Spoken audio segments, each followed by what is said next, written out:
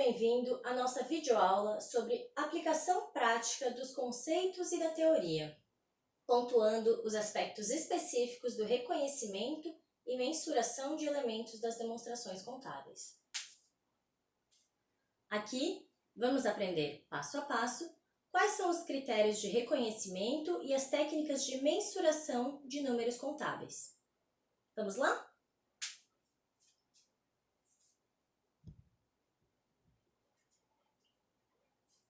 A palavra reconhecimento significa, de acordo com o dicionário, o ato ou efeito de reconhecer, de admitir como verdadeiro.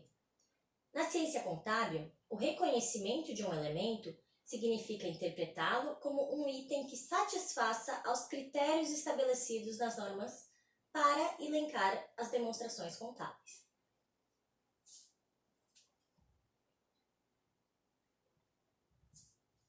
Isto é, reconhecer significa dizer que um carro, por exemplo, tem todos os critérios exigidos nas normas para ser visto como tal e ser evidenciado no patrimônio de uma empresa.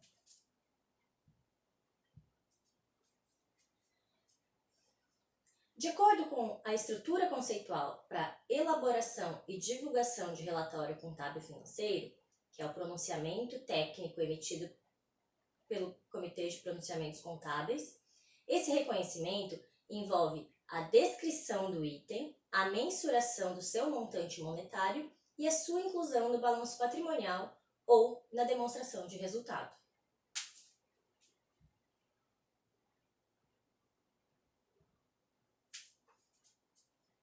De acordo com o CPC 00, em sua página 29, um item será reconhecido quando for provável que algum benefício econômico futuro associado a esse item flua para a entidade ou flua da entidade e o item tiver custo ou valor que possa ser mensurado com confiabilidade.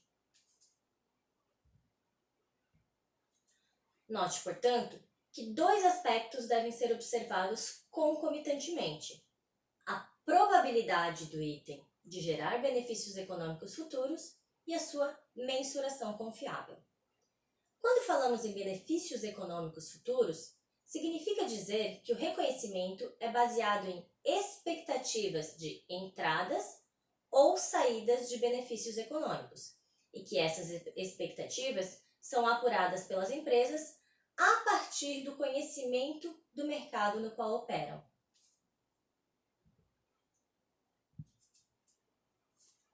Por exemplo, uma empresa adquire uma nova máquina a fim de que ela gere benefícios econômicos, seja porque essa máquina tem uma produção maior do que a antiga e, quanto mais produtos, mais receitas, ou seja porque essa máquina é mais econômica e reduza os gastos de produção. A confiabilidade, por sua vez, diz respeito à estimativa utilizada pela empresa para mensurar o custo ou valor do item. A contabilidade não trabalha com números extremamente precisos. Muitas vezes é necessária a utilização de cálculos ou fluxos estimados para o registro de algum ativo ou passivo.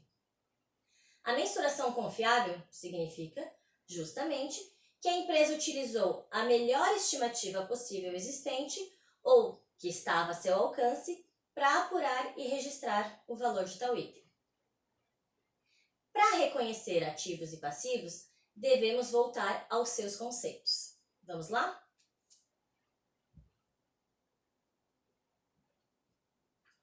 Um ativo é um recurso controlado pela entidade que deriva de eventos passados e do qual se espera que fluam futuros benefícios econômicos para a entidade. Logo, devemos reconhecê-los somente se benefícios econômicos fluirão para a entidade e se o seu valor ou custo puderem ser mensurados confiavelmente. Um passivo, por sua vez, é uma obrigação presente da entidade, uma obrigação de agora, que deriva de eventos passados e que, para sua liquidação, se espera uma saída de recursos da entidade que lhe gere benefícios econômicos. Assim, devemos reconhecê-los somente se houver uma saída de recursos que seja capaz de gerar algum benefício econômico e essa liquidação possa ser mensurada com confiabilidade. Até aqui, você aprendeu quais são os critérios de reconhecimento de elementos patrimoniais e pôde verificar que, dentre eles, está a confiabilidade na mensuração destes elementos. Mas você sabe o que é mensuração?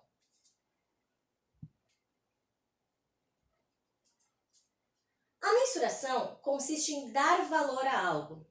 Na contabilidade, mensurar é o processo de apurar qual o valor que será atribuído a um item, atribuindo a ele um montante monetário.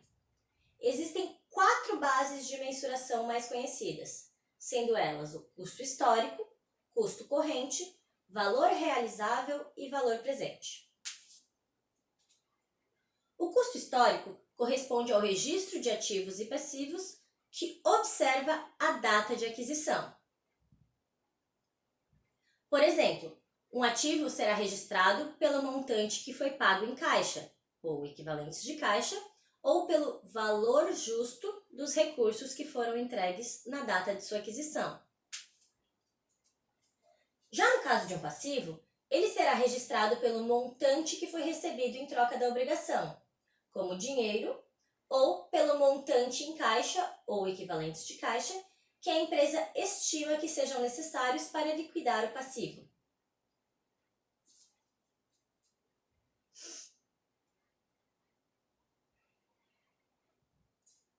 O custo corrente respeita a data do balanço para mensuração.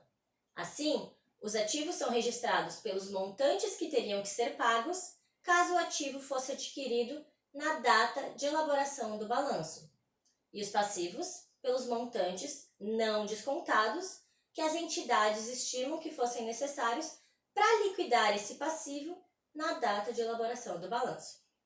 Então, por exemplo, vamos lá.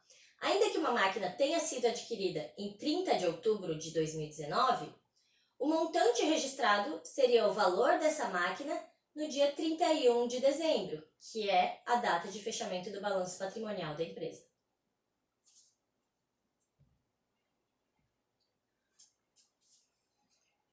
O valor realizável é o provável valor atribuído a um ativo ou passivo quando este não é negociado nas práticas habituais da entidade.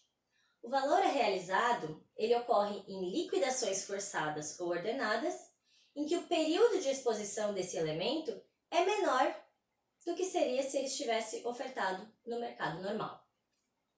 O valor presente, por fim, considera os fluxos de caixa descontados para o registro do ativo e do passivo. Assim, os ativos são registrados pela estimativa calculada de valor presente, descontado, dos fluxos futuros de entradas líquidas de caixa que se esperam deles. E os passivos são registrados pela estimativa calculada de valor presente, descontado dos fluxos futuros de saídas líquidas de caixa que são esperadas para sua liquidação. É legal saber que aqui no Brasil, a base de mensuração para registro inicial mais utilizada é o custo histórico. No entanto, a legislação permite, e inclusive em alguns casos obriga, a mensuração subsequente, onde as empresas fazem a combinação do custo histórico com outras bases de mensuração. Assim encerramos nossa videoaula. Hoje, vimos os critérios de reconhecimento de elementos patrimoniais e de resultado, e após esse reconhecimento, como são definidos os montantes monetários para sua inclusão nas demonstrações contábeis. Para terminar, minha dica é: compreenda os critérios de reconhecimento dos elementos patrimoniais para que você não tenha dúvida acerca da inclusão ou não de um elemento nas demonstrações contábeis. Além disso, não deixe de estudar todo o conteúdo da sua disciplina. Um abraço e bons estudos!